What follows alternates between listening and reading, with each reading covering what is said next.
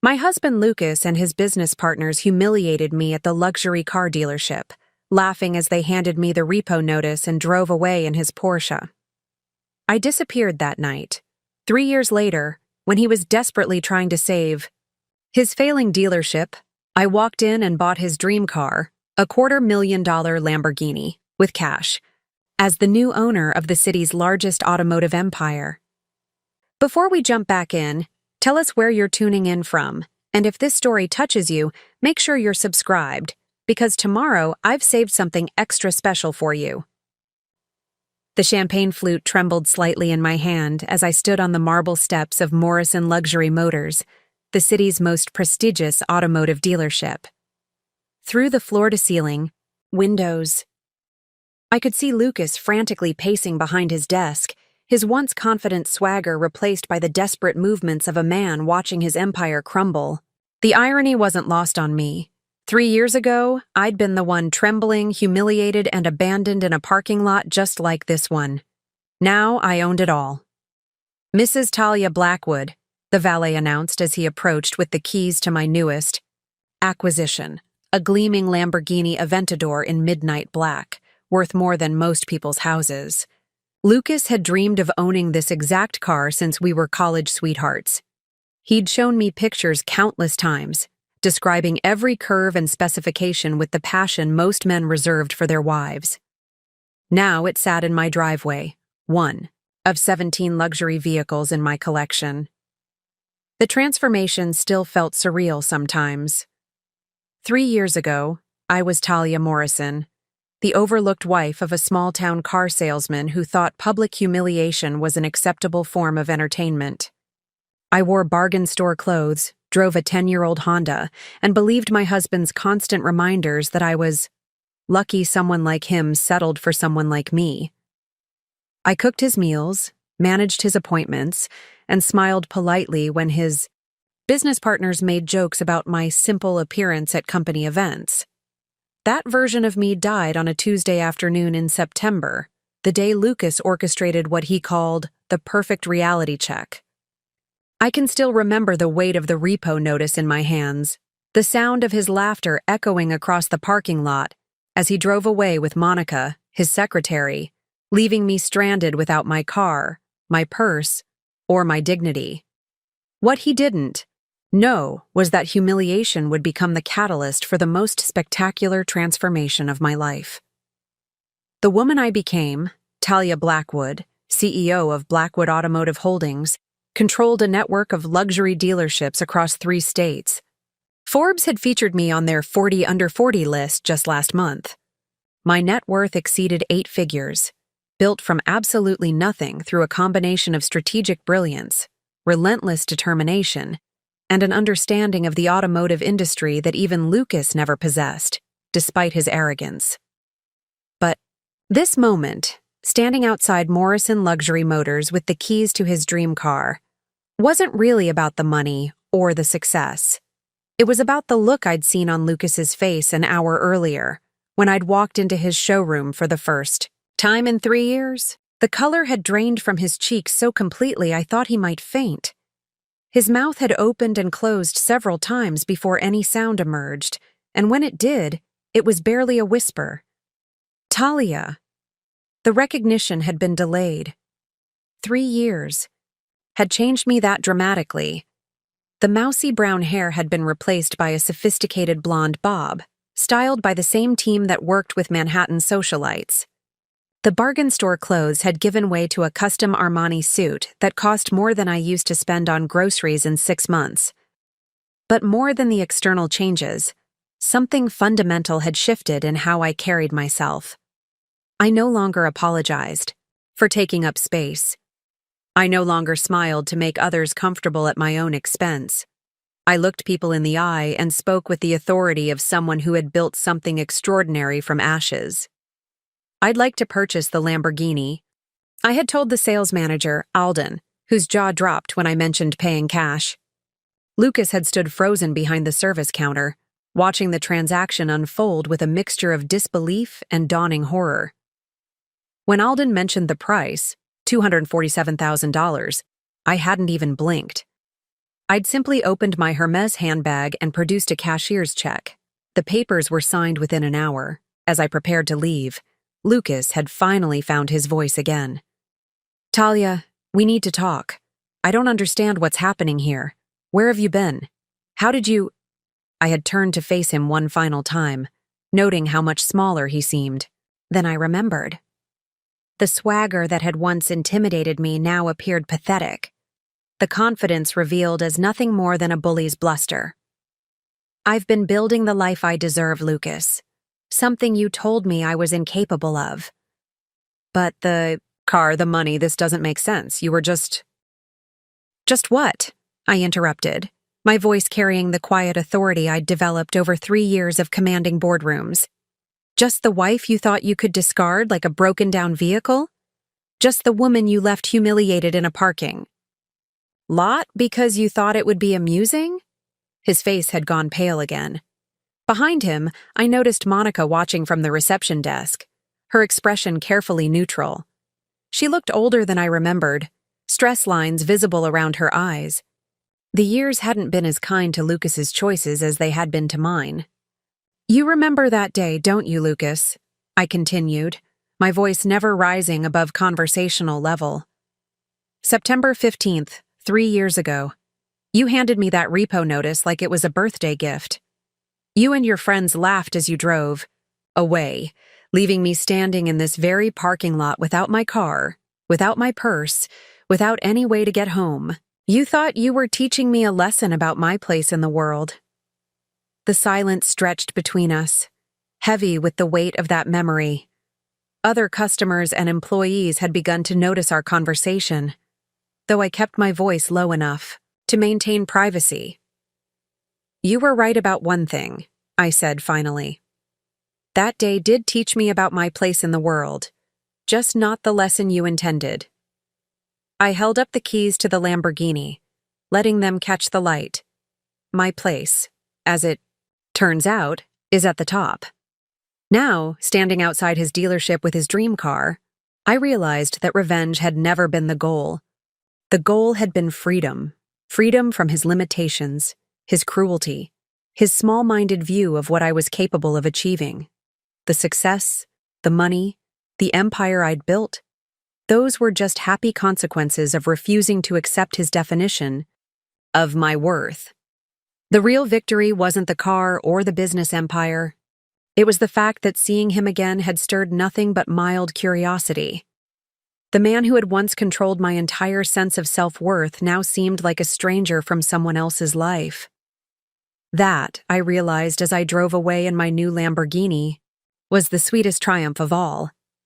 But to understand how that broken woman in the parking lot became the CEO driving away in a $250,000 car, you need to know the whole story. It begins 3 years and 4 days ago, with a discovery that shattered everything I thought I knew about my marriage. The email notification chimed at 2:47 p.m. on a Thursday afternoon, the sound cutting through the quiet hum of our home office, like a knife. I was organizing Lucas's business files, a task I'd volunteered for to help him prepare for the quarterly tax meeting with his accountant. As his wife and unofficial office manager, I handled most of his administrative work while he focused on sales at Morrison Motors, the small but profitable dealership his father had passed down to him. I wasn't supposed to be using his computer, but mine had crashed that morning, and I needed to print invoices before the weekend.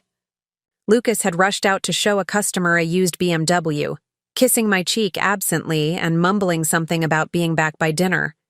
In his haste, he'd forgotten to log out of his email account, something that, in 12 years of marriage, had never happened before. The message preview made my blood freeze. "Can't wait to celebrate your freedom this weekend. Once the repo plan works, she'll be so broken she won't fight the divorce. Then we can finally stop hiding. M." My fingers trembled as I clicked the email open, revealing a thread that stretched back months.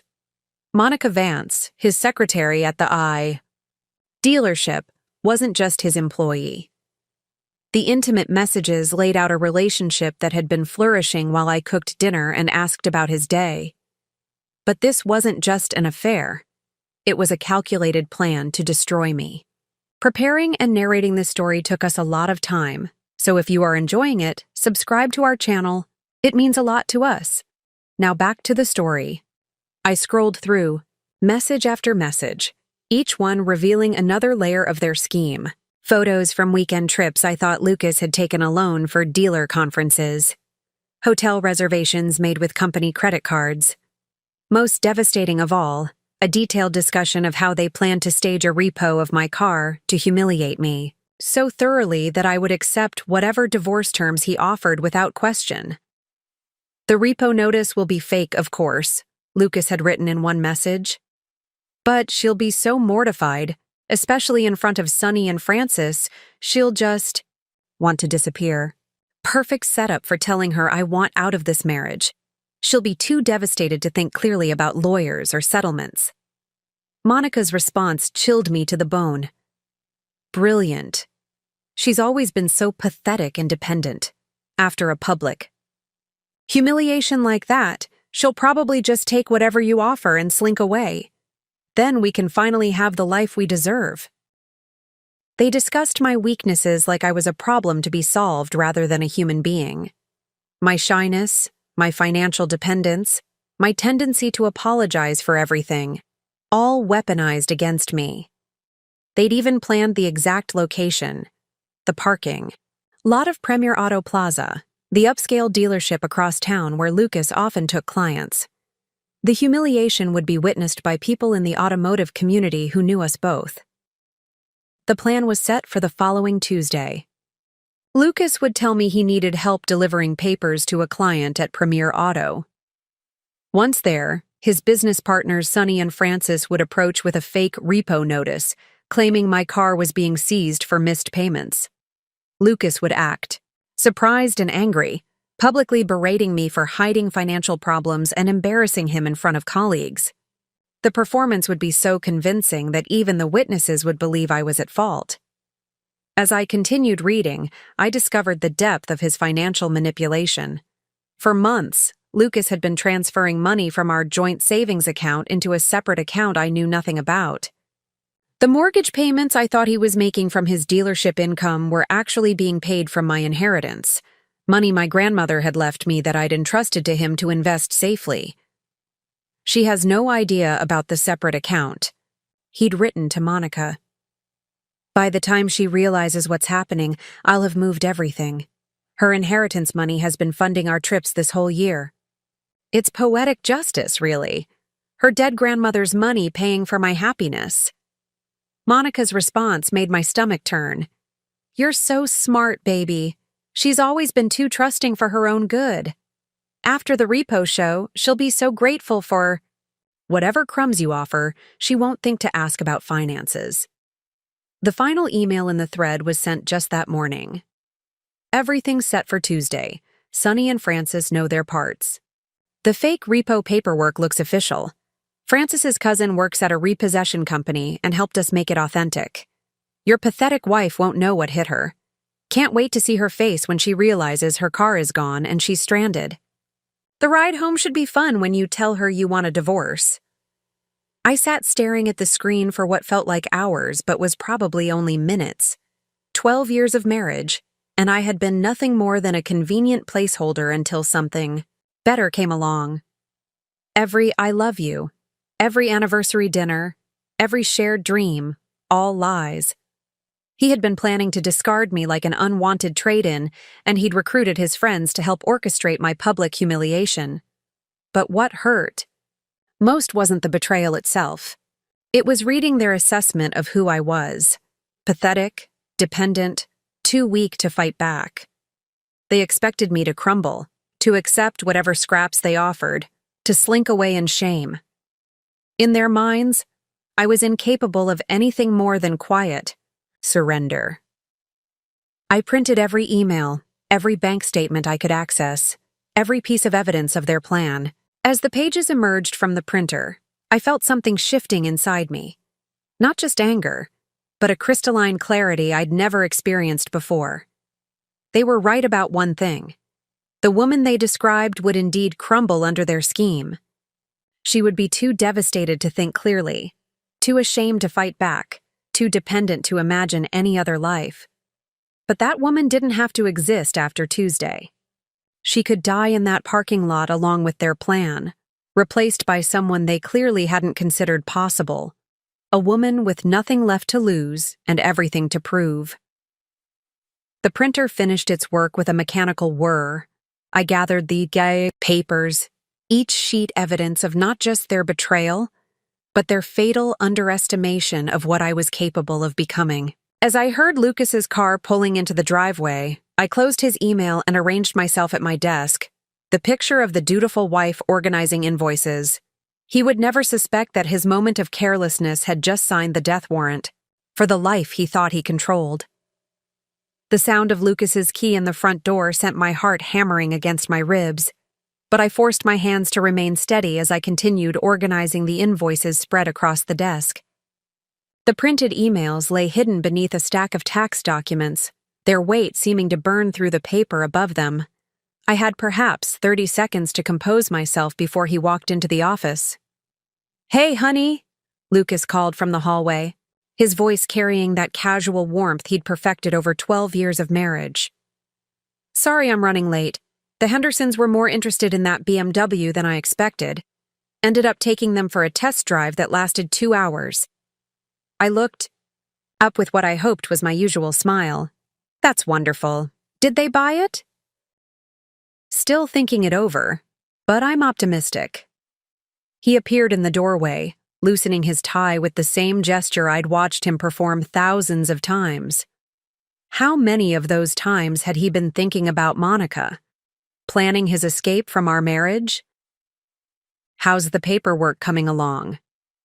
"Almost finished," I replied, gesturing to the neat stacks I'd created. "Your accountant should have everything he needs for the quarterly review." Lucas nodded absently, already reaching for his phone. As he scrolled through his messages, probably checking for texts from Monica, I studied his face with new eyes. The strong jawline I'd once found so attractive now seemed weak, indecisive. The confident smile appeared practiced, hollow. Had I been this blind for years, or had I simply chosen not to see? "I'm thinking we should go out for dinner tonight," he said suddenly, looking up from his phone. That new Italian place downtown, my treat. The suggestion felt loaded with meaning now that I knew what was coming. Was this part of his plan? A final romantic evening before he destroyed my life? Or perhaps he wanted to establish an alibi. The loving husband who took his wife to dinner just days before her shocking behavior at the car dealership. "That sounds lovely," I heard myself say. "Should I make a reservation?" "Already did," he replied, confirming my suspicions. 7:30. Figured we deserved a nice night out.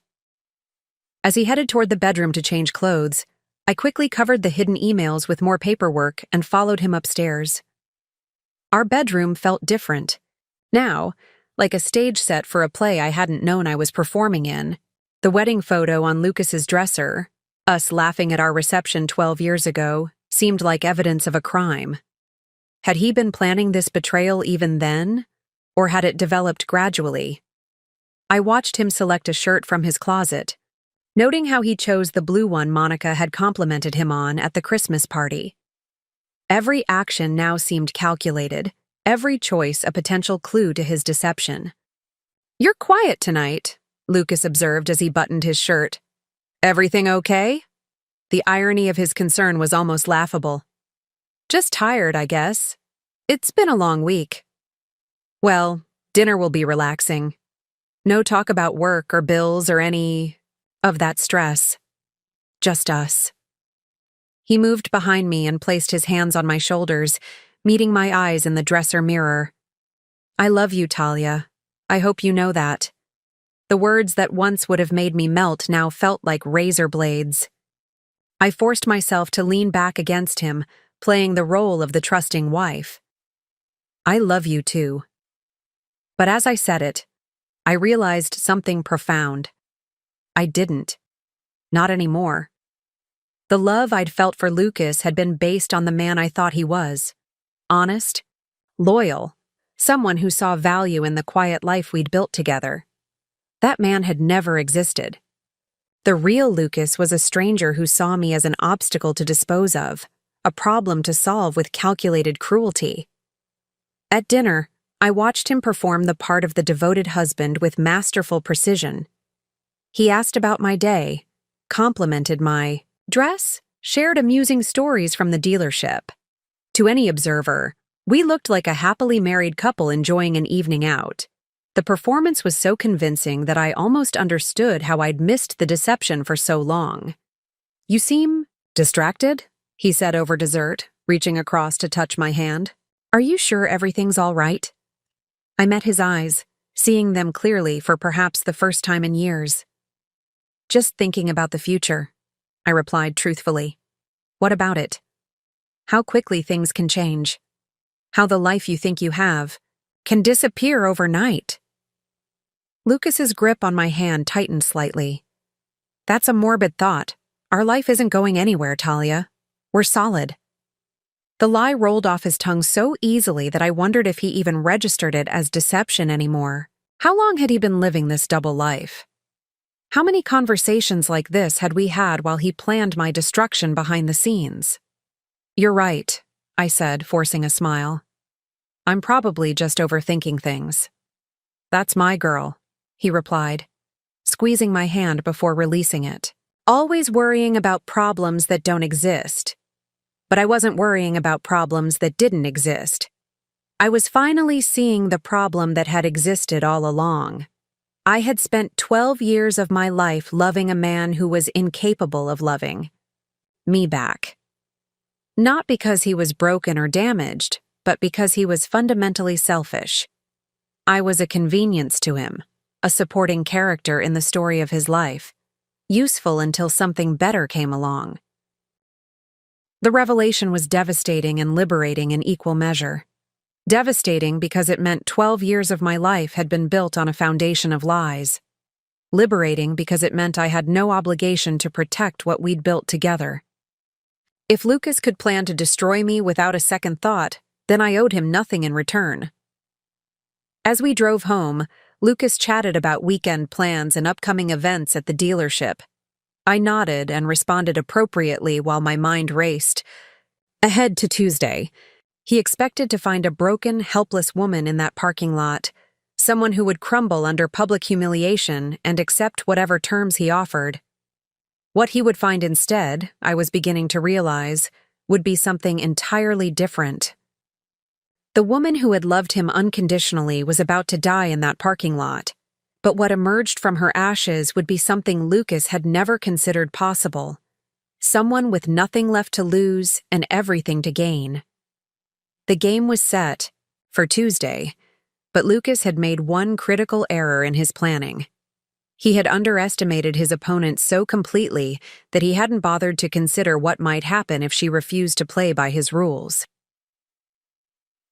The next morning, Lucas left early, for what he claimed was a breakfast meeting with a potential commercial client. I waited until his car disappeared around the corner before retrieving the printed emails from their hiding place.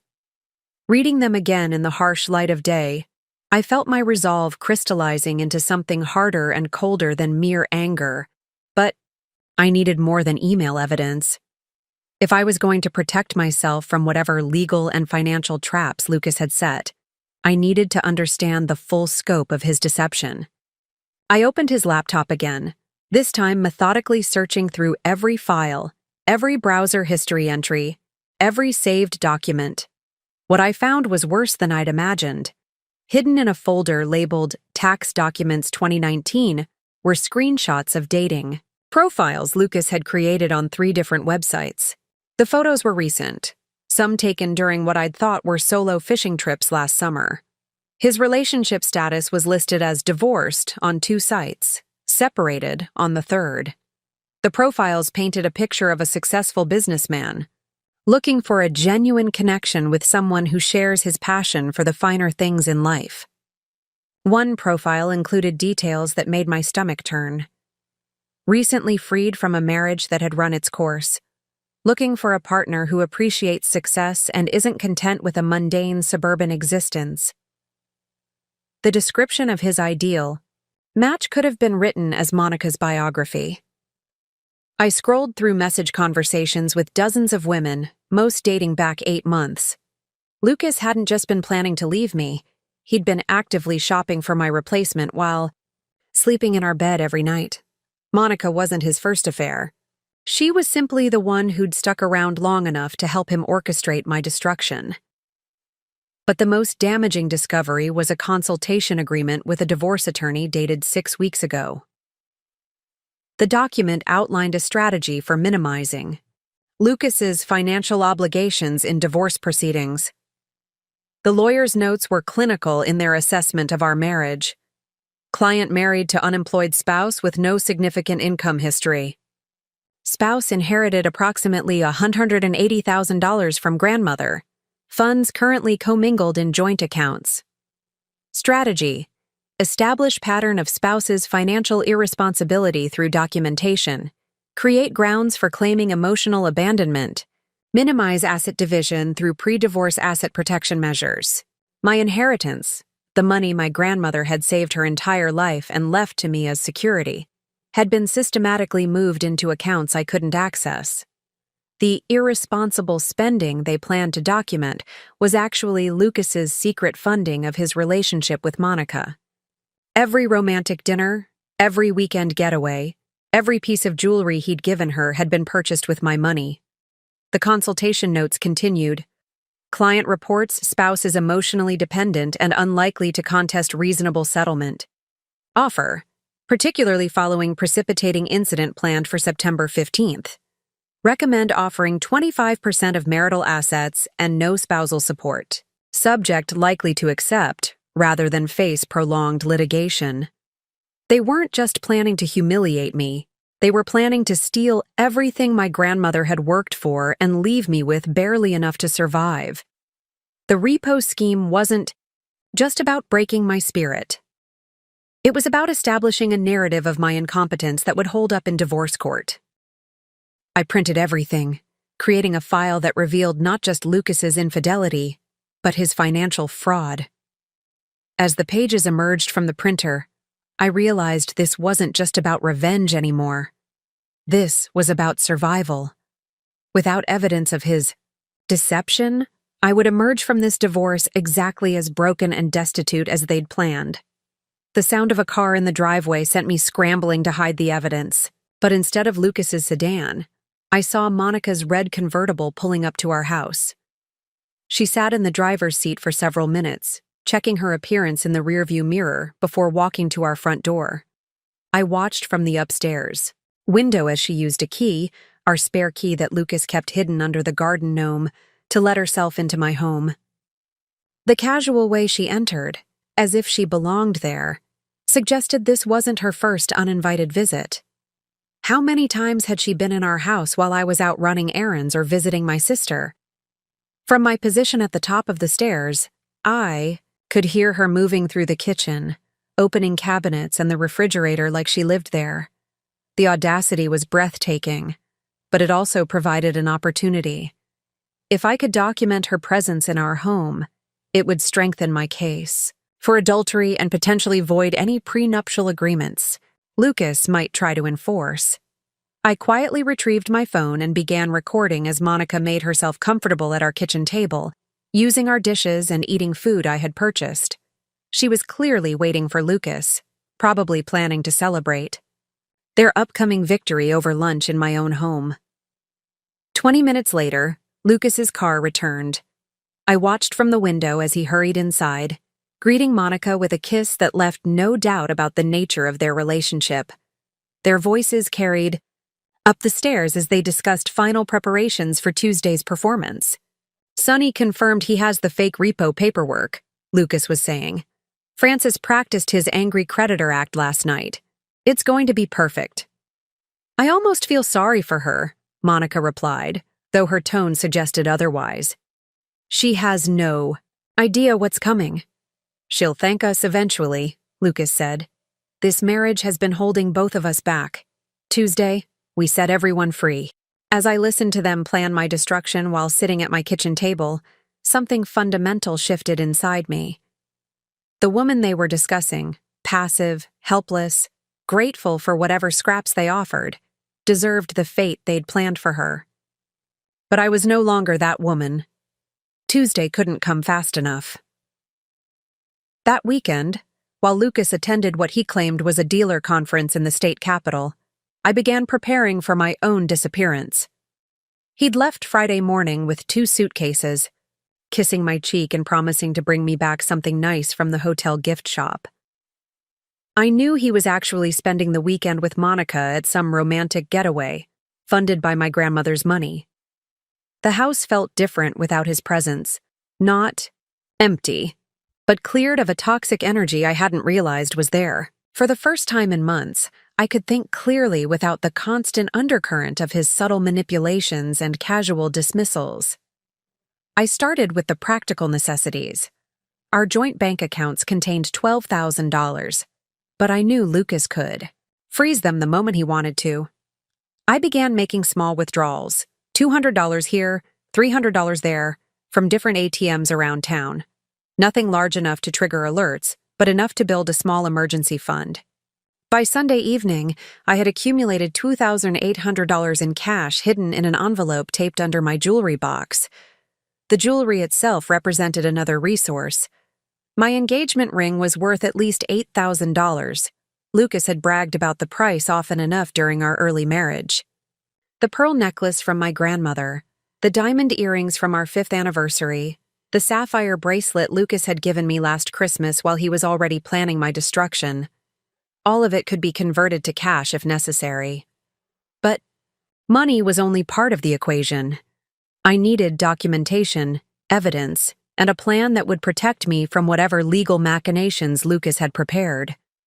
I spent Saturday night scanning and copying every important document in our house: birth, certificates, social security cards, tax returns, insurance policies, and the deed to our home.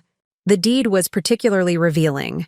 Despite my contributing my inheritance to the down payment, the house was titled solely in Lucas's name. Another trap I'd walked into with trusting stupidity. I created multiple copies of everything, storing them in different locations. One set went into a safety deposit box at a bank across town. One was mailed to my sister Sienna in Colorado, and one was hidden in my old college textbooks in the basement, books Lucas would never think to examine. The most challenging task was researching divorce attorneys without leaving a digital trail. I couldn't use our home computer. Lucas might check the browser history. Instead, I drove to the public library, claiming I needed to research genealogy for a family tree project. The librarian, a kind woman named Mrs. Patterson, helped me navigate the legal databases. What I learned was sobering. Nevada's divorce laws would indeed favor Lucas if he could establish my financial irresponsibility and emotional instability. The fake repo incident would provide perfect evidence for both claims. However, if I could prove adultery and financial fraud, the equation changed dramatically. Nevada courts took a dim view of spouses who hid assets or used marital funds for extramarital relationships. I printed contact information for 3 highly rated divorce attorneys, all women with reputations, for aggressive representation of wronged spouses. I also researched private investigators, understanding that I would need professional help to document the full extent of Lucas's deception. Sunday evening brought the most emotionally difficult preparation, deciding what to keep and what to leave behind. I couldn't take much without arousing suspicion, but there were things I couldn't bear to lose. My grandmother's recipe book, handwritten in her careful script. The photo albums from my childhood, before Lucas entered my life and began erasing who I used to be. A small wooden jewelry box my father had made for me before he died when I was 16. Each item I selected felt like choosing what parts of my identity were worth saving. The woman I'd been for the past 12 years was largely Lucas's creation, quiet, apologetic, grateful for his attention. But underneath that constructed identity were fragments of who I'd been before. An honor student, a girl who'd dreamed, of opening her own bookstore, someone who believed she deserved to be truly loved rather than merely tolerated. As I carefully packed these treasures into a small bag, I realized I wasn't just planning an escape. I was planning a resurrection. Monday. Morning. Lucas returned from his conference with a cheap snow globe from a tourist trap and stories about boring seminars that matched nothing in the conference brochures I'd looked up online. He seemed relaxed, energized, probably from his romantic weekend with Monica. The lies flowed so easily from his lips that I wondered if he even remembered what was true anymore. "How was your weekend, honey?" he asked, settling into his favorite chair with a beer. "Do anything interesting?" "Just the usual," I replied, serving him the pot roast dinner I'd prepared.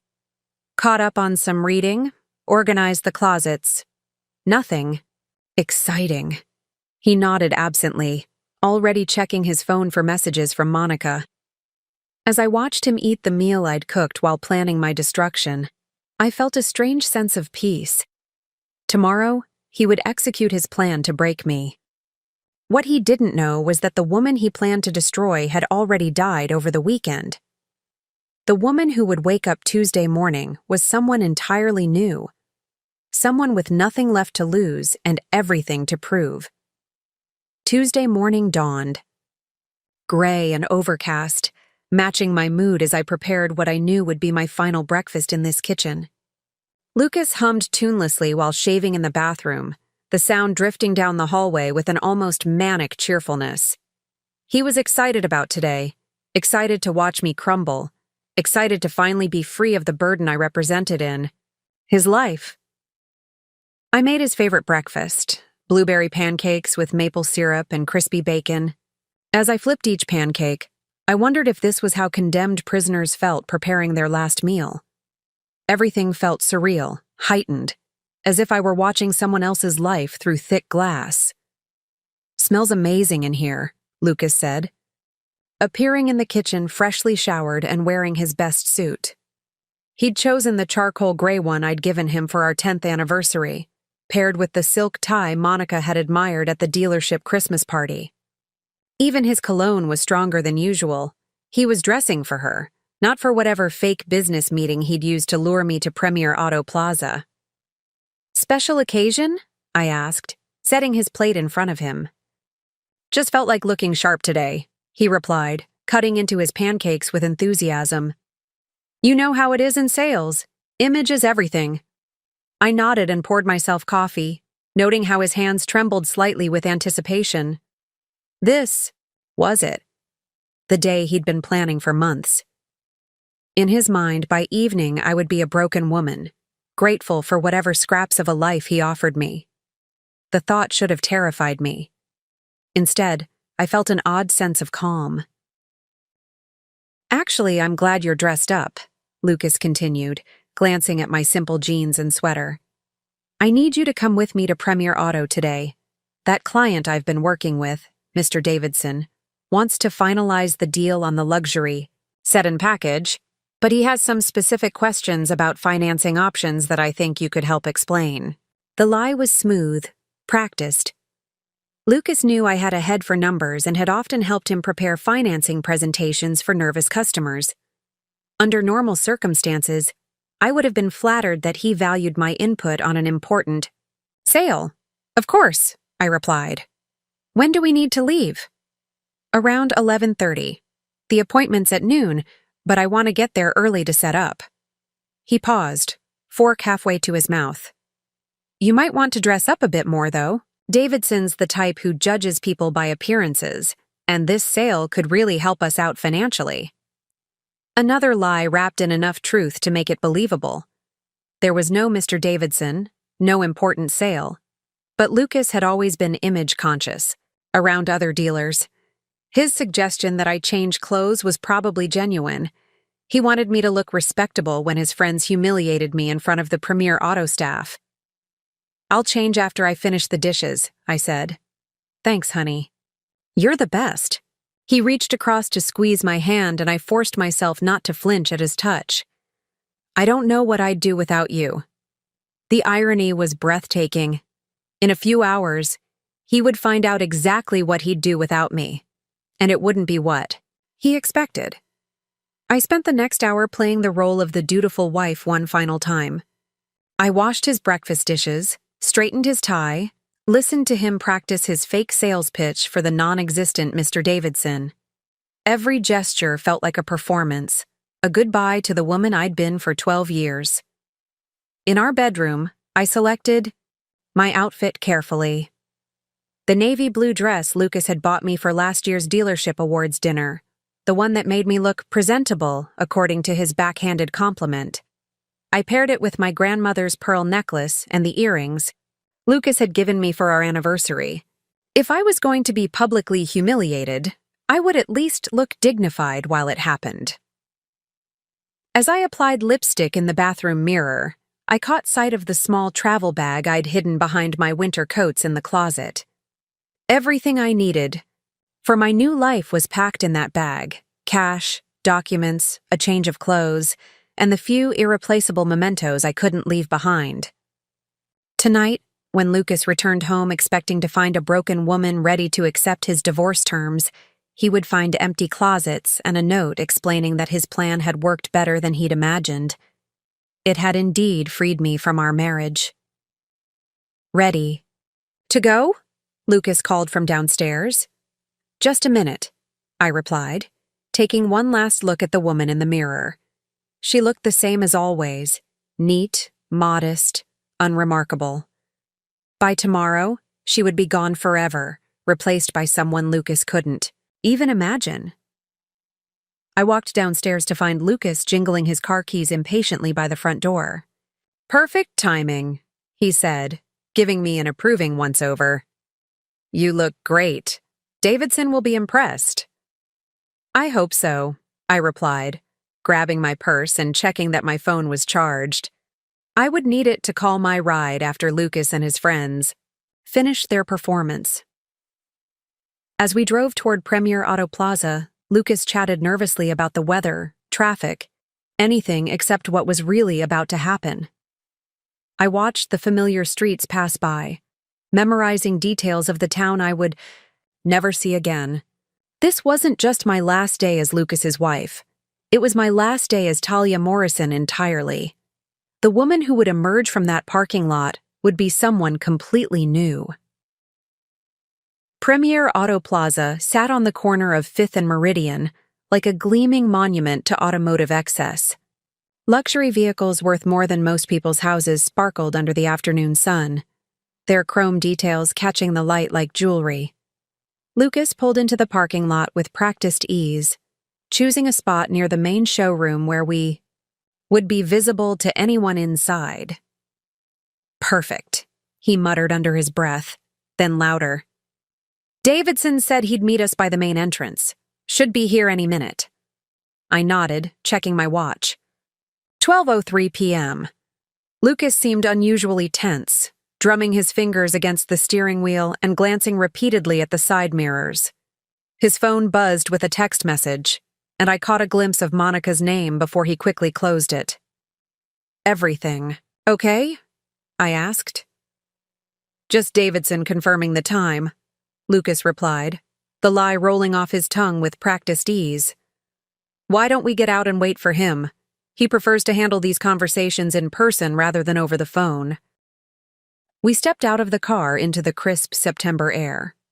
The parking lot was busy with customers browsing the outdoor displays, sales staff in sharp suits guiding potential buyers between rows of pristine vehicles.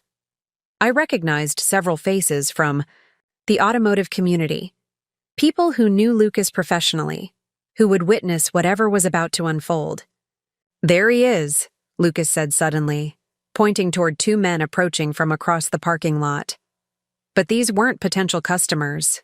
I recognized them immediately: Sonny Martinez and Francis Webb, Lucas's business partners from various deals over the years. Sonny owned a small used car lot on the south side of town, while Francis ran an auto repair shop that specialized in high-end vehicles. Both men looked unusually serious, their expressions grim as they walked toward us with purposeful strides. "Lucas Morrison?" Sonny called out, his voice carrying across the parking lot loud enough to attract attention from nearby customers and staff. "That's me," Lucas replied, feigning confusion perfectly. "Sonny, what are you guys doing here?" Francis was carrying a manila folder, and as they approached, he opened it to reveal official-looking documents. "We need to speak with you about your wife's vehicle," he announced, his voice projecting with theatrical authority. "There's been a significant issue with the loan payments." I felt my stomach drop, even though I knew this was all performance. The fear response was involuntary, triggered by years of conditioning to trust my husband and his friends. Several people in the parking lot had turned to watch, including 2 sales representatives from Premier Auto who stood near the showroom entrance. "I don't understand," Lucas said, his acting flawless. "What issue? We've never missed a payment."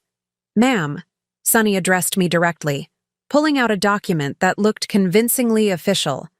"Are you Talia Morrison, registered owner of a 2018 Honda Accord, license plate Nevada 7G49021? "Yes," I whispered, playing my expected role of confused victim. "I'm afraid we're here to repossess your vehicle," Francis announced, loud enough for everyone in the immediate area to hear. This notice shows 3 missed payments totaling $1,847 plus fees and penalties. The total amount due is $2,203. The papers he showed me looked authentic. Professional letterhead, official stamps, legal language that seemed genuine. Lucas's friend at the repossession company had done excellent work creating the fake documentation.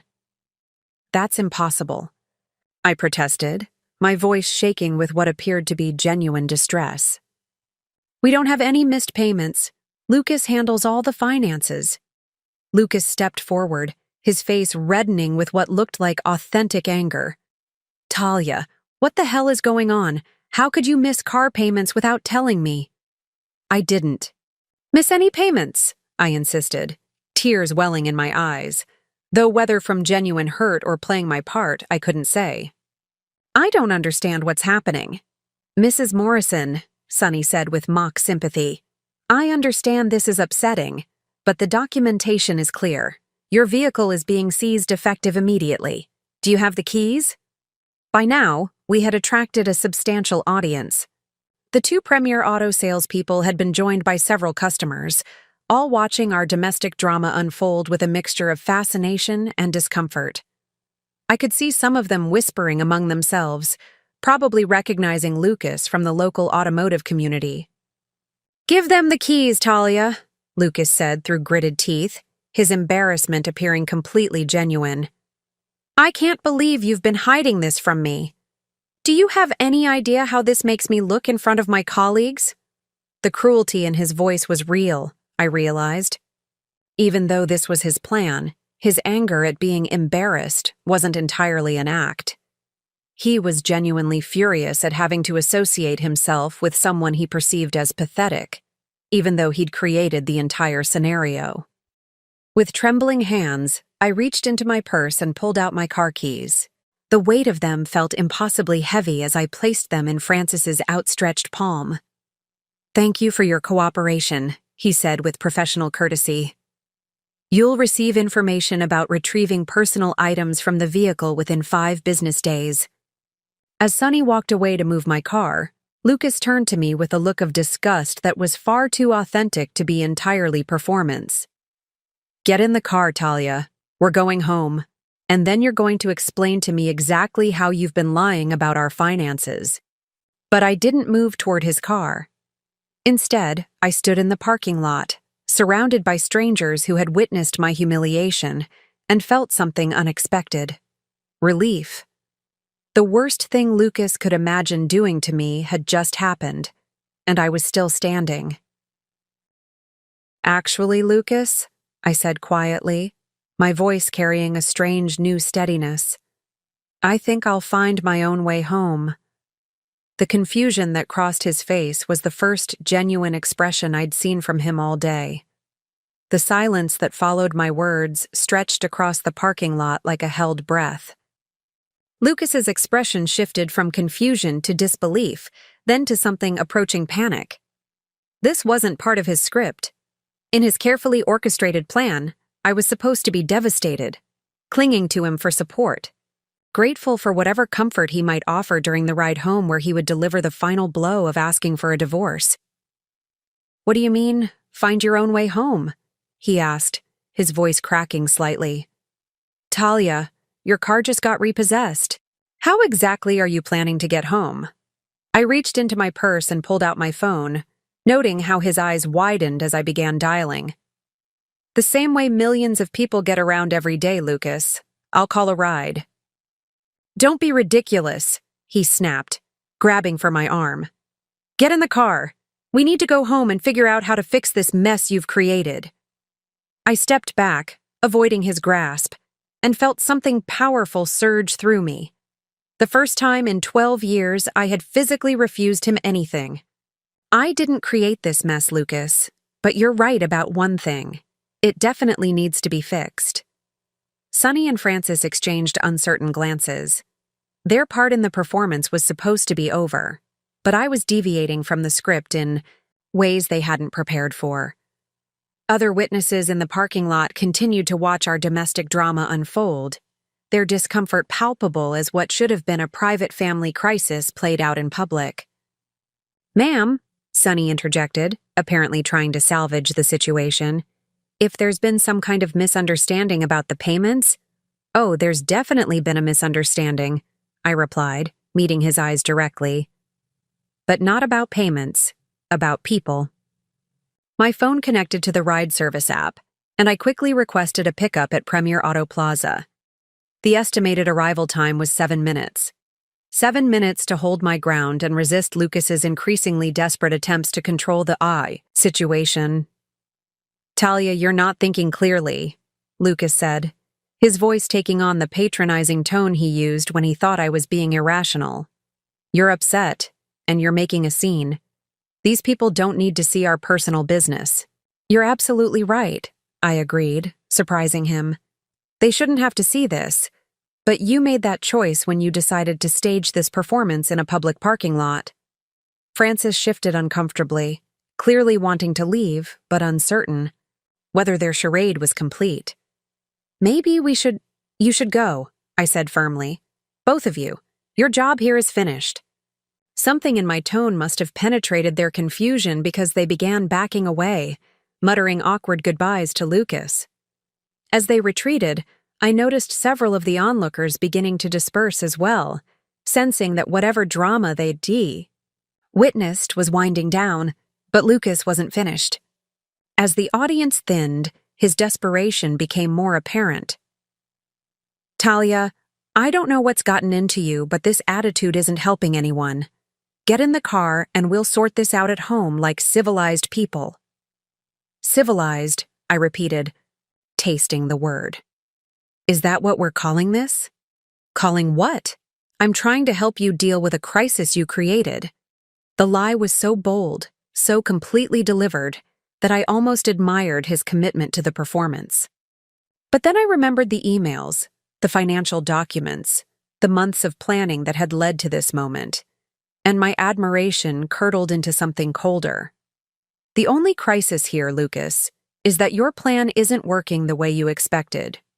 "Plan? What plan?" "Talia, you're not making sense." A white sedan pulled into the parking lot, my ride arriving 2 minutes early. As it approached, I felt a surge of something I hadn't experienced in years. Complete control over my own circumstances. For the first time in 12 years, I was making a choice that wasn't influenced by Lucas's preferences, expectations, or manipulations. "That's my ride," I said, walking toward the approaching car. Lucas followed me, his voice rising. "You can't just leave. We came here together. We're going home together. That's how marriage works." I paused with my hand on the car door handle and turned to face him one last time. The man I'd loved for 12 years looked smaller somehow, diminished by his own desperation. The confident swagger that had once impressed me now appeared as what it had always been, a performance designed to mask deep insecurity. "You're right about marriage, Lucas. It's supposed to be about partnership, trust, and mutual respect. But what we've had hasn't been a marriage in a very long time. It's been a performance, and I'm tired of playing my part. I opened the car door and slid into the back seat, giving the driver an address across town. Not our home, but the bank where I'd opened my private safety deposit box.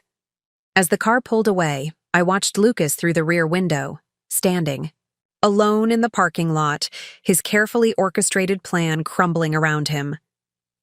For the first time in years, I was exactly where I wanted to be, moving forward, on my own terms, toward a future he couldn't control or manipulate. The woman who had arrived at Premier Auto Plaza as Talia Morrison was gone forever. The woman leaving was someone entirely new, someone who was about to discover just how much she was capable of when she stopped asking permission to exist. The Uber driver, a middle-aged man named Carlos, glanced at me in the rearview mirror as we pulled away from Premier Auto Plaza. "Everything okay back there?" That looked pretty intense. "It was," I replied, watching Lucas's figure shrink in the distance. He was still standing in the parking lot, his phone pressed to his ear, probably calling Monica to report that their plan had gone sideways. "But it's over now." Carlos nodded diplomatically and turned up the radio, giving me space to process what had just happened. As we drove through downtown traffic, I felt a strange mixture of terror and exhilaration. I had just walked away from my entire life with nothing but my purse and the clothes on my back. In any rational sense, I should have been panicking. Instead, I felt more clear-headed than I had in years. My first stop was First National Bank, where I retrieved the documents and cash from my safety deposit box. The bank manager, Mrs. Chen, noticed my shaking hands as I signed the access forms. "Are you all right, dear?" she asked with genuine concern. "I'm getting divorced," I said simply. It was the first time I'd spoken the words aloud, and they felt both foreign and liberating. Mrs. Chen's expression softened with understanding. "Do you need any assistance with your accounts? Sometimes there are complications during these transitions." Her delicate phrasing told me she'd seen this scenario before, spouses scrambling to protect their assets before an acrimonious split. "Actually, yes. I need to open a new account in my name only and transfer some funds before my husband has a chance to freeze our joint accounts." Within an hour, I had moved $2,800 from our joint savings into a new account Lucas knew nothing about. It wasn't much, but combined with the cash I'd already withdrawn and the jewelry I could sell, it would give me options. My second stop was the pawn shop on Riverside Drive. The elderly owner, Mr. Kovac, examined my engagement ring with a jeweler's loupe while I fidgeted in the uncomfortable plastic chair across from his desk. "It's a nice stone," he said finally. 2 carats, good clarity. The setting is quality, too. I can offer you $6,000. $6,000 was less than Lucas had paid, but it was real money I could access immediately. "I'll take it." As Mr. Kovac prepared the paperwork, I twisted my wedding band off my finger.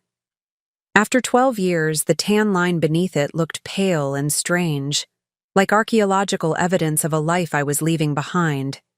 "This too," I said, placing the band on his desk. He examined it briefly.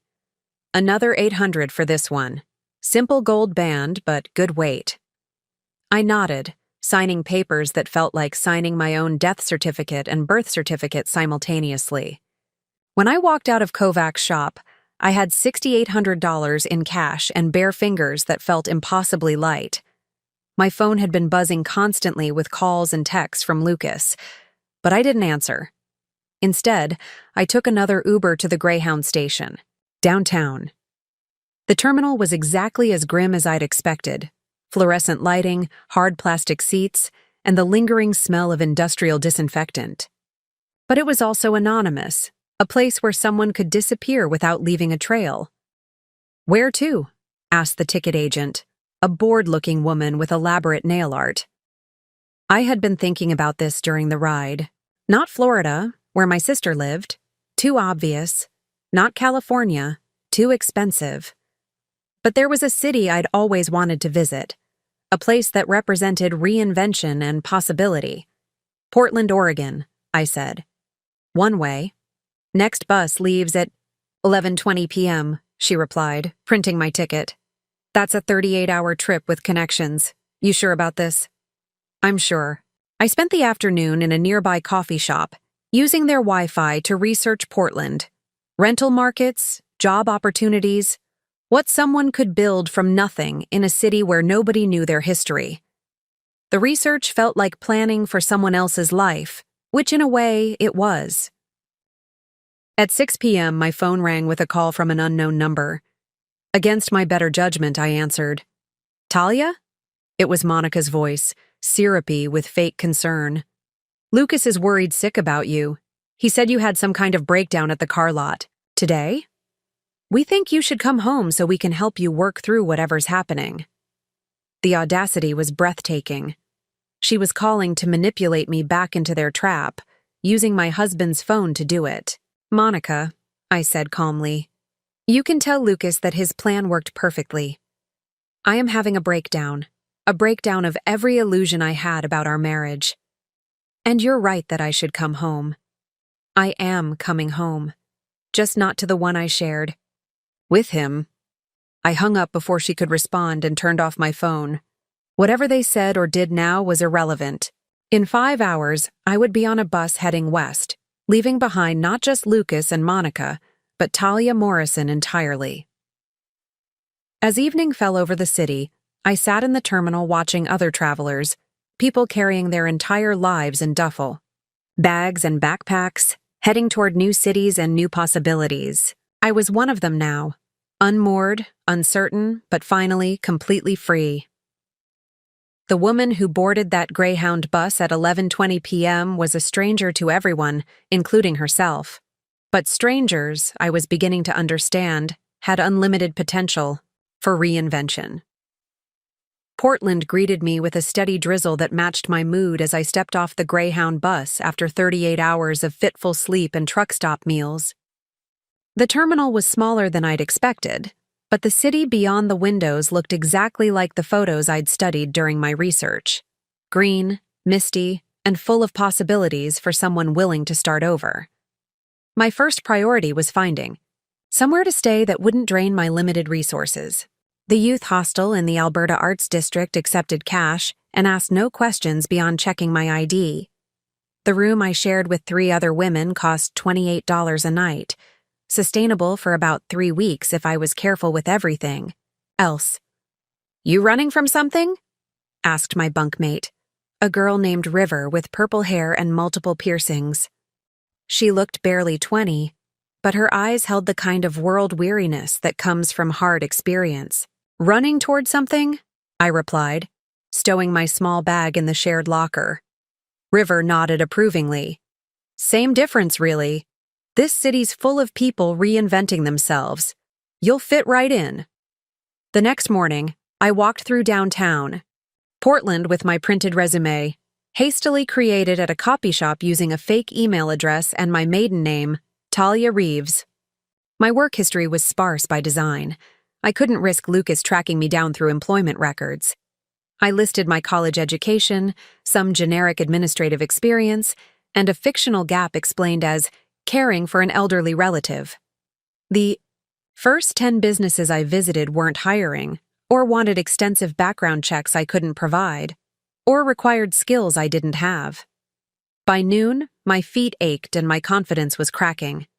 $6,000 felt like a fortune when I was planning my escape, but in a city where even basic apartments rented for $1,200 a month, it would disappear frighteningly fast. I was eating a $1 slice of pizza from a food cart when I noticed the Help Wanted sign in the window of Evergreen Books, a small independent bookstore tucked between a vintage clothing shop and a coffee roastery. The owner, a woman in her 60s with silver-streaked hair and kind eyes, looked up from her inventory sheets when I walked in. I'm Sienna Walsh, she said, extending her hand. You're here about the job? Talia Reeves, I replied, handing her my resume. I saw your sign. I don't have bookstore experience specifically, but I've always loved reading, and I learn quickly. Sienna scanned my paperwork, then studied my face with the perceptiveness of someone who'd spent decades reading. People along with books. You're not from around here. Nevada, originally. I'm looking for a fresh start. She nodded slowly. This job doesn't pay much. $12 an hour to start, 25 hours a week maximum. It's enough to survive on if you're careful, but you won't get rich. I'm not looking to get rich, I said honestly. I just need a chance. Something in my tone must have resonated with her because she offered me the position on the spot. When can you start? Right now, if you need me to. Evergreen Books became my sanctuary over the following weeks. The work was simple: shelving, returns, helping customers find titles, processing online orders, but it provided structure and purpose during the most uncertain period of my life. Sienna was patient with my learning curve and seemed to understand that I needed the job for reasons beyond just earning money. You've got good instincts for recommendations, she told me after I'd helped a customer find the perfect gift for their book-loving teenager. Have you considered that maybe this work suits you? The thought hadn't occurred to me. For 12 years, I'd defined myself in relation to Lucas, as his wife, his support system, his designated worrier about finances and social obligations. The idea that I might have innate talents or preferences independent of him was revelatory. Evenings were harder. The hostel grew crowded and noisy as travelers returned from their daily adventures, full of stories about exploring waterfalls and microbreweries. I felt isolated among people who were in Portland for fun while I was there for survival. My phone, which I'd finally turned back on, showed dozens of missed calls and increasingly frantic voicemails from Lucas. Talia, this is insane, he said in one message. Whatever game you're playing, it's gone on long enough. Come home and we'll work this out like adults. In another, I don't know what Monica said to you, but you're blowing this completely out of proportion. She was just trying to help when she called you. The most recent message was different, angrier. Fine. If you want to throw away 12 years over some misunderstanding, that's your choice. But don't expect me to wait around forever while you have your little breakdown. I deleted each voicemail without listening to the end. Lucas's words had lost their power to hurt me because they were directed at someone who no longer existed. The woman who would have crumbled at his disappointment was gone, replaced by someone who measured her worth by her ability to navigate an unfamiliar city, earn her own money, and build something new from nothing. 3 weeks into my Portland life, I signed the lease on a studio apartment in Southeast Division. It was tiny, barely 400 square feet, but it was mine. As I handed over the first month's rent and security deposit, I realized I had accomplished something I'd never done before, created a home that existed entirely outside of someone else's influence or approval. That night, sleeping on an air mattress, in my empty apartment, I felt more at peace than I had in years. 3 months into my Portland life, I was restocking the business section at Evergreen Books when a particular title caught my eye: Automotive Industry Analysis, Market Trends, and Future Projections. The irony wasn't lost on me. After fleeing everything connected to Lucas's world, I was drawn to a book about the very industry that had defined my old life. But as I flipped through the pages during my lunch break, I realized something unexpected. I understood it.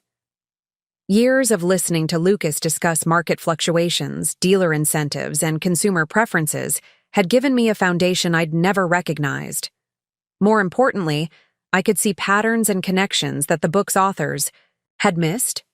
Interesting reading material, Sienna commented, noticing me absorbed in the text during a quiet afternoon. Planning a career change? Just curious, I replied, but the seed of an idea had been planted. That evening, I spent hours in the Portland Public Library, researching automotive market data with the same intensity I'd once applied to planning Lucas's business presentations. But this time, I was analyzing information for my own understanding, following threads of logic wherever they led, rather than shaping conclusions to support someone else's predetermined narrative. What I discovered was fascinating. The automotive industry was on the verge of massive disruption. Electric vehicles, changing consumer preferences, and new financing models were reshaping everything. Most traditional dealers were responding reactively, trying to protect existing profit margins rather than adapting to emerging opportunities. Began writing analysis pieces, initially just for my own understanding, but eventually developing them into comprehensive reports. My tiny apartment became filled with charts, graphs, and projections as I tracked industry trends with the obsession of someone who'd found their calling. "You should submit these somewhere," River suggested one evening, finding me surrounded by paperwork.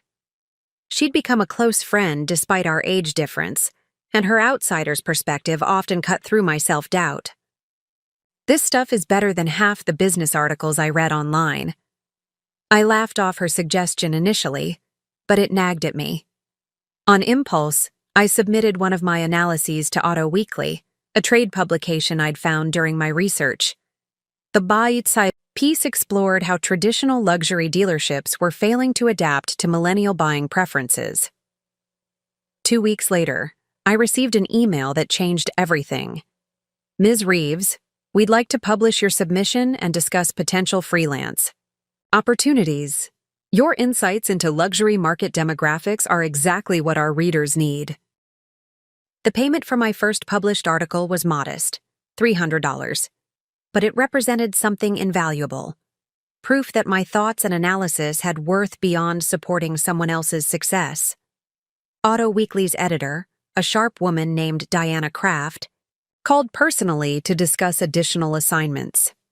"Your perspective is refreshing," she said during our phone conversation. "You understand the technical aspects but also grasp the human psychology behind purchase decisions. That combination is rare."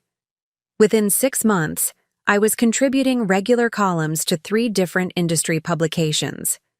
The work was flexible enough to maintain my bookstore schedule while building a reputation in automotive journalism. More importantly, it was teaching me to trust my own insights and expertise. Sienna noticed the change in my confidence and made an unexpected offer. "I'm thinking of expanding our business section and maybe hosting some author events.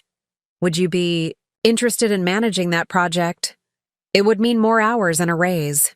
The promotion felt like validation of something I'd never believed about myself, that I was capable of growth, leadership, and independent success.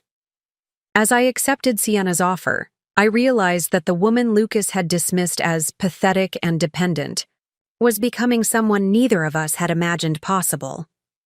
The call came on a rainy Thursday afternoon while I was organizing a book signing event for a local author. Diana Kraft from Auto Weekly sounded unusually excited when I answered. "Talia, I have an opportunity that could change everything for you," she said without preamble. "Have you heard of Alden Sterling?" I had. Sterling was the founder and CEO of Sterling Automotive Group, a rapidly expanding chain of luxury dealerships across the Pacific Northwest. His aggressive acquisition strategy and innovative marketing approaches had made him something of a legend in the industry. "He read your piece on electric vehicle adoption in luxury markets," Diana continued. "Specifically, your analysis of why traditional dealers are missing the transition opportunity. He wants to meet with you." My heart stopped. "Meet with me? Why?" "Sterling's planning a major expansion into California, but he's concerned about market entry strategy. He thinks you might have insights his current consultants are missing. This could be huge, Talia. He's offering $5,000 for a comprehensive market analysis with potential for ongoing consulting work." $5,000 was more than I made in 3 months at the bookstore. But beyond the money, this represented something I'd never dared imagine. Recognition as an expert in my own right, not just someone's assistant or supporter. The meeting was scheduled for the following week at Sterling's flagship dealership in downtown Portland. I spent days preparing, creating the most thorough market analysis I'd ever attempted. I researched every luxury dealer in Los Angeles, San Francisco, and San Diego, analyzing their strengths, weaknesses, and market positioning. I identified gaps in electric vehicle services, demographic shifts in luxury car buying, and opportunities for innovative financing approaches. Sterling Automotive Group's headquarters was everything I'd expected from a successful luxury operation: gleaming showroom floors, impeccably dressed staff, and vehicles that cost more than most people's annual salaries. But I felt surprisingly calm as I waited in the reception area, my analysis bound professionally and loaded on my laptop. Alden Sterling was younger than I'd expected, probably mid-40s, with the kind of confident energy that successful entrepreneurs radiate. He greeted me personally rather than sending an assistant, which I appreciated. "Ms. Reeves," he said, shaking my hand firmly. "Diana speaks very highly of your work. I'm curious to hear your thoughts on the California market." For the next 2 hours, I presented my findings with a confidence that surprised even me. I explained how most luxury dealers were underestimating the speed of electric vehicle adoption, particularly among environmentally conscious California buyers. I showed him demographic data revealing that traditional luxury marketing was missing younger, tech-savvy consumers who valued sustainability alongside status. But the breakthrough moment came when I identified something his current consultants had missed: a gap in the pre-owned electric luxury vehicle market. Most dealers were treating electric cars as short-term inventory, not understanding their long-term value retention or the growing demand for certified pre-owned electric vehicles. "This is exactly what I needed to hear," Sterling said, leaning back in his chair.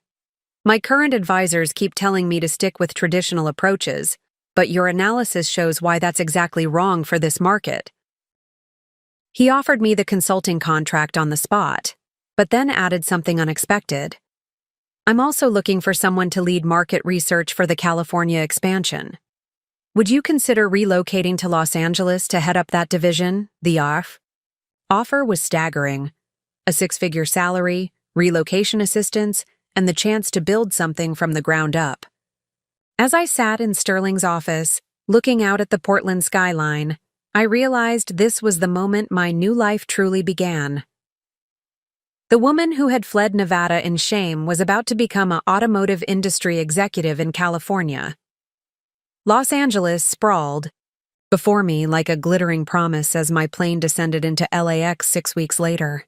Sterling Automotive Group had relocated me with an efficiency that still amazed me: corporate housing in a sleek downtown apartment, a company car, and a relocation bonus that erased any lingering financial anxiety from my escape from Nevada. First day at Sterling's West Coast headquarters felt surreal.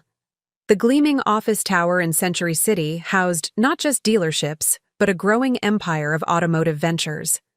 I had my own office with floor-to-ceiling windows overlooking the city, a far cry from the shared workspace at Evergreen Books just months earlier. "Welcome to the big leagues," said Everett Chen, Sterling's director of operations, as she showed me around the facilities. Despite sharing a surname with my ex-husband's family name that I'd deliberately avoided, Everett quickly became both a mentor and friend.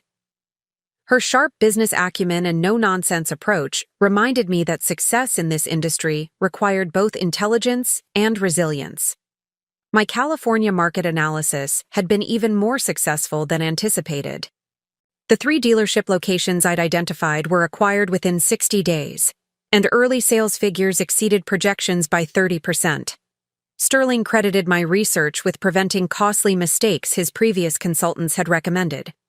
"You have an unusual gift," he told me during my 3-month review. "You see patterns that others miss, and more importantly, you understand the human psychology behind the data. That's rare in this business." The promotion to Director of Strategic Development came with another substantial salary increase and expanded responsibilities. I was now overseeing market research for Sterling's entire West Coast expansion, managing a team of analysts, and presenting directly to the board of directors. But the most unexpected development was personal. Dr. Sonny Martinez, no relation to Lucas's friend who had participated in the fake repo scheme, was a corporate attorney specializing in automotive dealership acquisitions. We met during due diligence for a major acquisition in San Diego, where his expertise in dealer franchise law complemented my market analysis. Sonny was everything Lucas hadn't been: intellectually curious, genuinely supportive of my career ambitions, and secure enough in his own success that he celebrated mine rather than feeling threatened by it. Our relationship developed slowly, built on mutual respect and shared professional interests, rather than the desperate dependence that had characterized my marriage. "You're different from anyone I've met in this industry," he told me over dinner, one evening, 6 months after we'd started dating. "Most people here are either trying to prove something or protect something. You're actually building something." The observation struck me as profound. For the first time in my adult life, I wasn't defining myself in reaction to someone else's expectations or limitations. I was creating my own path, making my own choices, and succeeding on my own terms. When Sterling offered me a partnership track position with equity in the company, I accepted without hesitation. The woman who had once been grateful for Lucas's attention was now being courted by one of the most successful automotive entrepreneurs on the West Coast. 2 years after fleeing Nevada with $6,000 and a broken heart, I was earning more money than Lucas had ever dreamed of, living in a city that energized rather than stifled me, and building a relationship based on equality rather than dependence. The transformation was so complete that when I occasionally caught my reflection in my office windows, I sometimes didn't recognize the confident woman looking back at me. The email arrived on a Tuesday morning while I was reviewing quarterly performance reports in my Century City office. It landed in my professional inbox with the subject line, "Partnership Opportunity, Morrison Motors, Nevada," and seeing that name after 3 years felt like a physical blow. Morrison Motors, Lucas's dealership, still using his family name despite his obvious mismanagement. I stared at the sender's address, a business development firm called Pinnacle Automotive Solutions, and felt my carefully constructed new life suddenly intersect with the past I'd left behind. "Everything okay?" Sonny asked, noticing my expression as he entered my office for our lunch meeting. We'd been together for over a year now, but I'd never told him the complete truth about my previous marriage. He knew I was divorced, that I'd left Nevada after a difficult relationship, but not the specific details of Lucas's betrayal or the fake repo scheme. "Just an unexpected email," I replied, minimizing the message. "Nothing urgent." But curiosity gnawed at me throughout lunch. By the time Sonny returned to his own office, I found myself reopening the email and reading it completely. The message was professionally written but desperate between the lines. Morrison Motors was seeking investment partners for expansion into luxury vehicle sales. They claimed to have identified significant market opportunities but needed capital injection and strategic guidance from industry leaders to move forward. Attached was a business proposal that would have been laughable if it weren't so pathetic. Lucas had clearly learned nothing about market analysis or financial planning in the 3 years since I'd left. His projections were wildly optimistic, his market research was superficial, and his financial statements showed a business barely surviving month to month. More telling were the subtle hints throughout the document that suggested desperation. References to time-sensitive opportunities, mentions of recent setbacks requiring immediate action, and requests for meetings at the earliest possible convenience painted a picture of a man drowning in his own incompetence. I found myself researching Morrison Motors online, discovering that Lucas's business had struggled significantly since my departure. Online reviews complained about poor customer service, unreliable financing arrangements, and a general decline in the dealership's reputation. Several former employees had left negative Glassdoor reviews describing a toxic work environment and erratic management. The most interesting discovery was a local news article from 8 months earlier, Local dealership faces fraud investigation after customer complaints. The piece detailed how Morrison Motors had been accused of manipulating loan applications and misrepresenting vehicle conditions to buyers. While charges were ultimately dropped due to insufficient evidence, the investigation had clearly damaged their credibility. Talia? Everett appeared in my doorway, holding her own laptop. I just got a strange call from a business development firm asking about partnership opportunities. They mentioned they'd already contacted you directly? I looked up from my research. Pinnacle Automotive Solutions? That's them. They're representing a Nevada dealership that wants to partner with Sterling Automotive Group for some kind of expansion project. The caller seemed particularly interested in setting up a meeting with you specifically. My blood ran cold. They asked for me by name, said they'd researched our West Coast operations team, and felt you'd be the ideal person to evaluate their proposal. They claimed to have followed your work in the trade publications. Lucas had found me. After 3 years of building a new life, creating a new identity, and establishing myself as Talia Reeves rather than Talia Morrison, my past had tracked me down through my own professional success. The irony was bitter. My expertise in the automotive industry, expertise I'd developed partly to escape him, had made me visible enough for him to locate me. The very accomplishments that represented my freedom had created a trail leading back to the man who'd tried to destroy me. But as the initial shock wore off, I felt something unexpected. Curiosity rather than fear. The woman Lucas had abandoned. In that parking lot would have panicked, but the woman I'd become was intrigued by the possibilities this presented. The meeting was scheduled for Thursday afternoon at Sterling's Beverly Hills showroom, our most prestigious location. I chose the venue deliberately, surrounded by vehicles worth more than Lucas's entire annual revenue.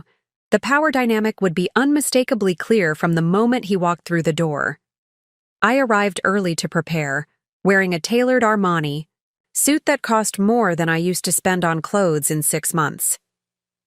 My hair was styled by the same team that worked with Hollywood executives, and my confidence had been honed by 3 years of commanding boardrooms filled with industry veterans.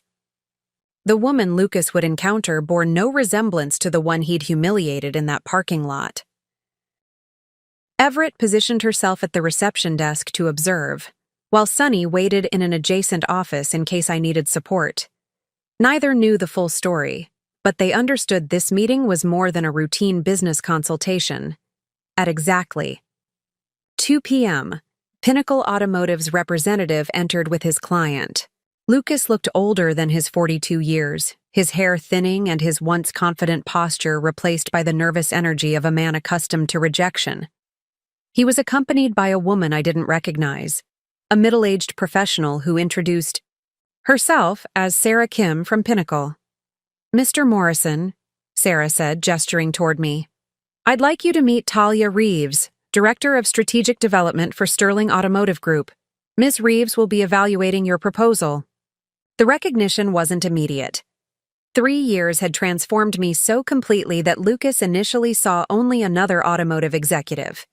He extended his hand with a practiced sales smile, launching into his rehearsed introduction. "Pleasure to meet you, Ms. Reeves. I'm Lucas Morrison, owner of Morrison Motors in Henderson, Nevada. I appreciate you taking the time to consider our expansion proposal." I shook his hand, noting how soft it had become. The hands of someone who'd grown comfortable while his business declined around him. "Mr. Morrison, please have a seat." As we settled around the conference table, I opened the portfolio containing his business proposal, taking my time to review documents I'd already analyzed thoroughly. The silence stretched until Lucas began fidgeting, his sales instincts apparently dulled by desperation. "As you can see," he began, "Morrison Motors has identified significant opportunities in the luxury vehicle market. We believe a partnership with Sterling Automotive Group could—" He stopped mid-sentence, his face going pale as the truth finally registered. The confident businessman's mask slipped away, replaced by shock and dawning horror. "Talia?" His voice cracked on my name. Sarah Kim looked between us with confusion. I'm sorry. Do you two know each other? We have a prior acquaintance, I replied calmly, maintaining eye contact with Lucas. Mr. Morrison and I crossed paths several years ago. Small world, isn't it? Lucas appeared to be struggling with basic cognitive functions. His mouth opened and closed without producing sound, and his hands trembled slightly as he gripped the edge of the table. How are you? He stammered. I'm very well, thank you, I replied with professional courtesy. I understand. You're seeking partnership opportunities for expansion into luxury vehicle sales. Why don't you tell me more about your current operations and what specific expertise you bring to this proposed venture? The question was standard business procedure, but Lucas seemed incapable of shifting back into professional mode. He stared at me as if I were a ghost, which in many ways, I suppose I was. The ghost of the woman he'd tried to destroy returned, in a form he couldn't have imagined. Sarah Kim attempted to salvage the meeting by stepping in with prepared talking points, but Lucas remained frozen, his carefully planned presentation crumbling in the face of encountering the woman who had vanished from his life 3 years ago. The reunion he'd engineered had just become his nightmare. Sarah Kim's professional composure began cracking as the tension in the room became unbearable. Perhaps we should reschedule this meeting, she suggested, glancing nervously between Lucas and me. Mr. Morrison seems to be having some kind of medical episode. No, I said firmly, never breaking eye contact with Lucas. I think we should continue. Mr. Morrison came here seeking a business partnership. I'd like to understand exactly what he's offering. Lucas finally found his voice, though it emerged as barely more than a whisper. Talia, I don't understand. How are you here? Where have you been? We filed a missing person report. You filed a missing person report? I repeated, allowing a note of surprise to enter my voice. How considerate. After leaving me stranded at a car dealership with a fake repo notice, you were concerned about my welfare? Sarah Kim's eyes widened. Whatever background research Pinnacle had done on Sterling Automotive Group, they clearly hadn't uncovered the personal connection between their client and their target executive. Fake repo notice? Sarah asked, looking at Lucas with alarm. Mr. Morrison, what is she talking about? Lucas's face flushed red. It wasn't. You don't understand the context. Then explain it, I said, leaning back in my chair. With the calm authority I'd developed over 3 years of high-stakes negotiations. Explain to Ms. Kim how you and your friends staged a fake repossession in a public parking lot to humiliate your wife so thoroughly that she wouldn't fight you, when you asked for a divorce. Your wife? Sarah Kim turned to Lucas with shock. You told us you were divorced years ago. I am divorced, Lucas said quickly, then caught himself. I mean, we're separated. It's complicated. Actually, it's quite simple, I interjected. Mr. Morrison planned an elaborate scheme to publicly humiliate me, expecting that I would be so broken by the experience that I'd accept whatever divorce terms he offered. What he didn't anticipate was that his plan would backfire so spectacularly. I opened my laptop and pulled up Morrison Motors' financial statements, which I'd analyzed thoroughly since receiving his proposal. Sarah, I think you should know that your client's business is in severe financial distress. His proposal requests significant capital investment, but his own documentation shows consistent losses over the past 3 years. Lucas found his voice again, desperation making him aggressive. You disappeared. You vanished without a word, leaving me to deal with police investigations and worried family members. Do you have any idea what you put everyone through? What I put everyone through? I stood up, my voice remaining calm but carrying steel underneath. Lucas, let me be very clear about what actually happened. You orchestrated a cruel public humiliation designed to break my spirit so completely that I would accept being discarded like a used car trade-in. Your plan succeeded. It did break something in me. It broke my willingness to accept less than I deserve. Sarah Kim was frantically taking notes, probably realizing that her firm had walked into a potential legal nightmare.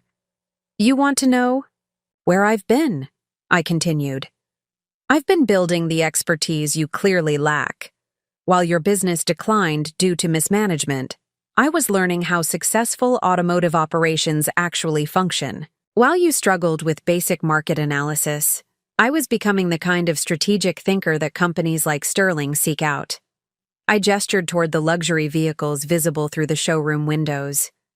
"You came here seeking partnership with Sterling Automotive Group because you heard about our success. What you didn't realize is that some of that success came from insights I developed after leaving your failing operation behind." Lucas stared at me, finally understanding the complete reversal of our positions. The consulting work, the trade, publications. That was you? That was me. Talia Reeves, automotive industry analyst. The woman you left in that parking lot thinking she was too pathetic to survive on her own. The truth settled over the room like a heavy blanket. Sarah Kim excused herself to make phone calls, clearly distancing her firm from what had become a personal confrontation rather than a business meeting. Lucas sat alone across from me, the wreckage of his assumptions scattered around him like debris from a collision he'd caused but never seen coming. The silence stretched between us as Sarah Kim's footsteps faded down the hallway. Lucas slumped in his chair, the fight drained out of him as the full scope of his miscalculation became clear.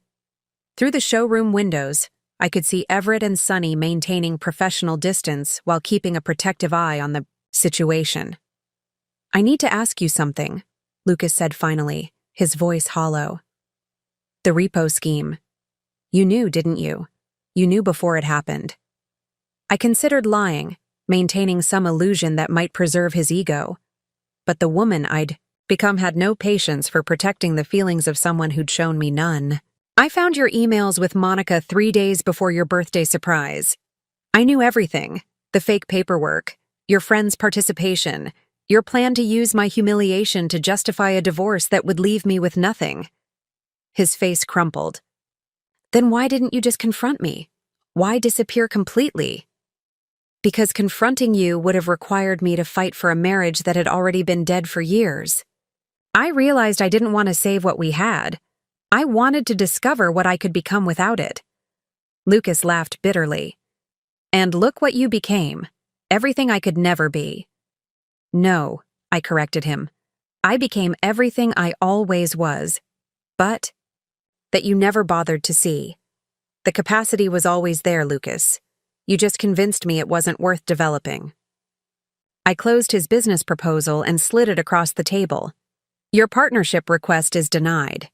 Morrison Motors doesn't meet Sterling's standards for strategic alliances, not financially, operationally, or ethically." "Talia, please. It's—" "Ms. Reeves," I interrupted. "And this meeting is over." But Lucas didn't move. Instead, he leaned forward, his desperation palpable. "What happened to Monica?" The question surprised me. "I have no idea. After I left Nevada, your personal life ceased to be my concern.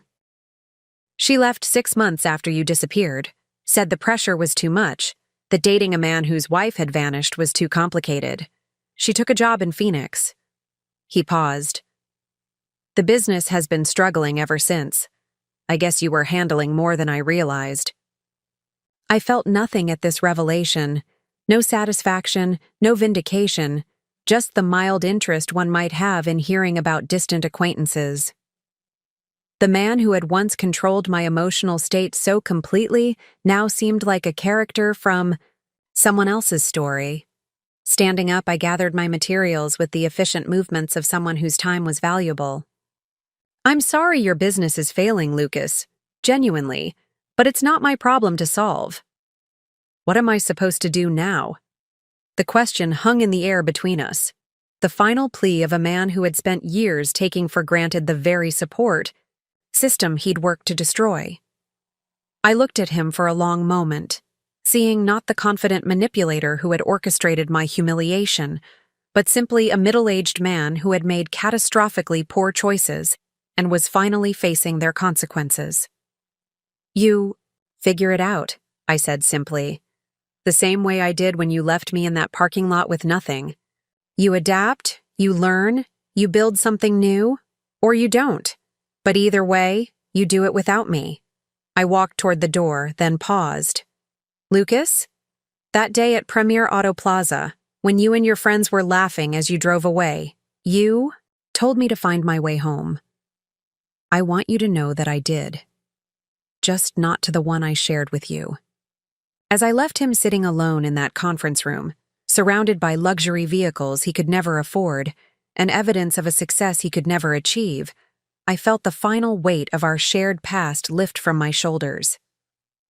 The woman who walked out of that showroom was completely, irrevocably free, not because she had gotten revenge, but because she had gotten something infinitely more valuable, a life that belonged entirely to her. 3 hours later, I was in Sonny's car, driving toward our home in the Hollywood Hills, where a bottle of champagne waited to celebrate Sterling's latest acquisition. The past had been acknowledged, faced, and finally laid to rest. In my purse sat the keys to my own Lamborghini Aventador, the midnight black one I'd purchased the previous month, not as a symbol of revenge against Lucas, but as a celebration of my own success. Sometimes the best revenge really is living well. But the best victory is discovering you no longer need revenge at all. Up next, you've got 2 more standout stories right on your screen. If this one hit the mark, you won't want to pass these up. Just click and check them out. And don't forget to subscribe and turn on the notification bell so you don't miss any upload from us.